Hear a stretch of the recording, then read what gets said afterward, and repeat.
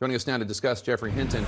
Geoffrey, thanks so much for joining us. So you left your job with Google in part because you say you want to focus solely on your concerns about AI. You've spoken out saying that AI could manipulate or possibly figure out a way to kill humans. How could it kill humans?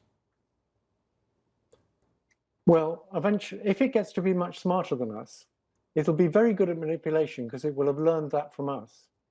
And there are very few examples of a more intelligent thing being controlled by a less intelligent thing. And it knows how to program, so it'll figure out ways of getting around restrictions we put on it. It'll figure out ways of manipulating people to do what it wants. So what do we do? Do we just need to pull the plug on it right now? Do we need to put in far more restrictions and backstops on this? How do we solve this problem? It's not clear to me that we can solve this problem. I believe we should put a big effort into thinking about ways to solve the problem. I don't have a solution at present. I just want people to be aware that this is a really serious problem and we need to be thinking about it very hard. I don't think we can stop the progress. I didn't sign the petition saying we should stop working on AI because if people in America stopped, people in China wouldn't. It's very hard to verify whether people are doing it. There have been some whistleblowers who have been warning about the dangers of AI over the past few years. One of them, Timnit Gebru, was forced out of Google for voicing his concerns. Looking back on it, do you wish that you had stood behind these whistleblowers more? Timnit's actually a woman. Oh, sorry. So they were rather different concerns from mine. I think it's easier to voice concerns if you leave the company first. And their concerns aren't as existentially serious as the idea of these things getting more intelligent than us and taking over. Steve Wozniak, one of the co-founders of Apple, is also speaking out about the dangers he fears will come from AI. Take a listen.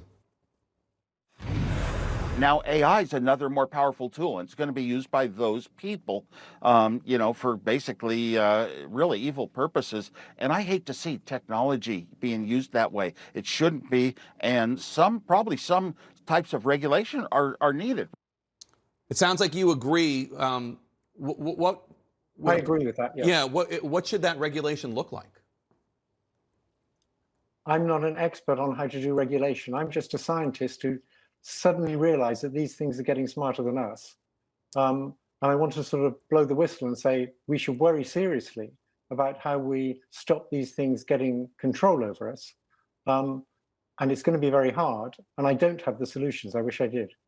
Does there need to be a meeting of all of the tech groups and governments working on this, Google, China, whatever, and some sort of set of rules of the road? I mean, how do we even protect against bad actors or rogue nations harnessing AI?